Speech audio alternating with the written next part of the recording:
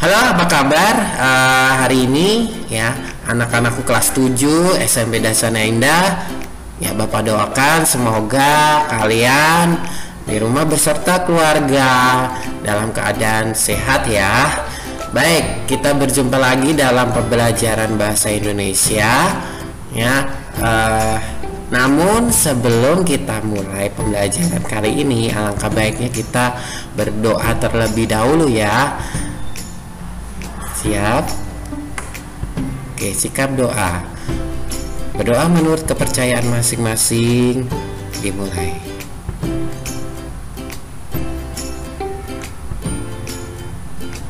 Berdoa selesai. Nah, kali ini kita akan belajar apa ya? Kita akan belajar tentang buku fiksi dan non-fiksi. Nah, kompetensi dasar yang kita pelajari kali ini adalah 3.15.1, yaitu mampu mengenali unsur-unsur buku fiksi dan unsur-unsur buku non-fiksi. Kemudian KD.4.15 ya, yaitu membuat peta pikiran atau rangkuman alur tentang isi buku non-fiksi atau buku fiksi yang dibaca. Nah, tujuan pembelajarannya akan dicapai apa? Yaitu peserta didik mampu mengenali unsur-unsur buku fiksi dan unsur-unsur buku non-fiksi. Kemudian yang kedua, ya, tujuan kedua, peserta didik mampu membandingkan unsur-unsur buku fiksi dengan unsur-unsur buku non-fiksi. Sudah siap ya dengan pembelajaran kita kali ini ya? Nah, siapkan mata untuk memperhatikan ya. Ayo kita lihat ya. Nah, di situ ada 2 buah buku ya. Coba perhatikan. Yang satu buku apa ya? Ya, buku pelajaran ya. Buku pelajaran ya, buku bahasa Indonesia ya. Mahir berbahasa Indonesia ya. Kemudian yang satunya lagi, oh ya betul sekali, buku dongeng. Ada kata buku dongeng atau buku fabel ya. Materi sebelumnya kita kan pernah mempelajari tentang fabel ya. Ini ciri-cirinya sudah tahu ya kemarin ya. Baik, kira-kira yang mana ya buku fiksi, mana buku non fiksi? Alasannya apa ya? Ya, oke, jawabannya disimpan dulu ya. Baik, apakah yang kalian jawab itu betul? Baik, kita lihat ya. Buku fiksi itu berdasarkan analisa ilmiah. Apa itu analisa ilmiah? Nah, jadi buku fiksi itu berdasarkan sebuah penelitian ya, berdasarkan fakta, berdasarkan berdasarkan para ahli ya yang menyampaikan tersebut ya, ahli yang memang meneliti hal tersebut. Nah, kemudian fiksi itu berdasarkan imajinasi, otomatis tidak sesuai dengan kenyataan, tidak sesuai dengan fakta ya.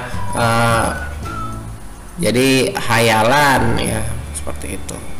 Nah, unsur-unsur teks non-fiksi dan fiksi itu apa saja? Sekarang kita lihat. Unsur non-fiksi bersifat faktual, berarti sesuai dengan kenyataan, sifatnya sesuai dengan kenyataan. Memiliki data-data ilmiah ya, biasa disajikan tabel di dalamnya, disajikan misalkan grafik dan lain sebagainya. Nah, kemudian kronologisnya jelas ya, sesuai urutan dari mulai pengertian, kemudian ciri-ciri, contoh ya, seperti itu. Kemudian ada narasumber. Misalnya kita lihat kan kalau di pengertian fabel misalkan menurut para ahli, yang menurut pendapat A misalkan, seperti itu. Kemudian buku unsur-unsur teks fiksi yaitu memiliki tema, tokoh dan penokohan, alur, latar, sudut pandang, amanat ya. Masih ingat tidak pembelajaran kita tentang fabel ya? Ini adalah unsur-unsur atau unsur intrinsik dalam fabel ya. Nah, kalian sudah tahu ya tadi jawaban yang betul dari pertanyaan Bapak di depan tadi tentang 2 buah buku tadi. Ya. Oke, kira-kira tadi buku pelajaran bahasa Indonesia tadi termasuk non fiksi atau fiksi ya? Nah, betul sekali. Jadi buku pelajaran adalah buku non fiksi karena berdasarkan analisa ilmiah. Kalian menemukan sesuatu yang bersifat faktual di dalamnya?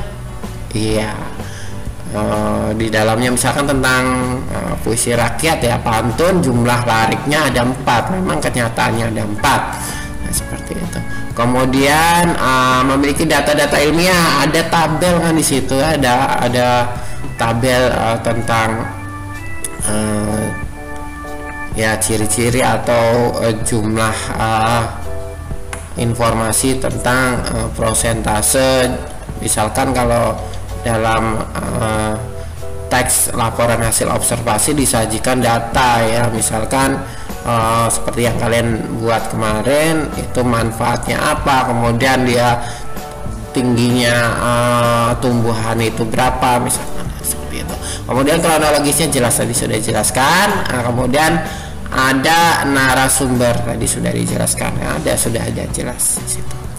Nah, selanjutnya sudah jelas ya, buku Simba Singa yang Bijaksana ini termasuk dalam buku fiksi karena berdasarkan imajinasi ya. Nah, itu adalah unsur intrinsik fabel ya. Buku tersebut termasuk dalam fabel seperti itu. Oke, kalian sudah bisa membedakan ya perbedaan antara buku fiksi dan buku non fiksi.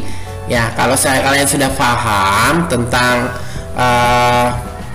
membedakan mana yang fiksi dan non fiksi, selanjutnya ya Bapak beri tugas yaitu merangkum buku fiksi atau sebuah buku fiksi atau buku non fiksi yang kalian miliki di rumah ya. Kemudian nanti jangan lupa ditulis dalam sebuah buku ya, buku ditulis ya.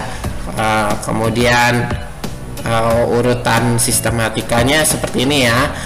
Tulis nama dulu, nama, kelas, kemudian judul bukunya apa, kemudian ya jenis bukunya apa, buku fiksi atau non fiksi. Kemudian yang paling akhir ya itu sinopsis atau rangkuman ya, yang menjelaskan tentang isi dalam buku tersebut tentang apa ya. Kemudian setelah selesai ditulis ya, kemudian jangan lupa difoto dan dikirim ke Google Classroom seperti biasa. Ya, demikian pembelajaran kali ini, semoga bermanfaat, semoga menambah pengetahuan kalian. Ya, sampai jumpa di pertemuan berikutnya. Dadah.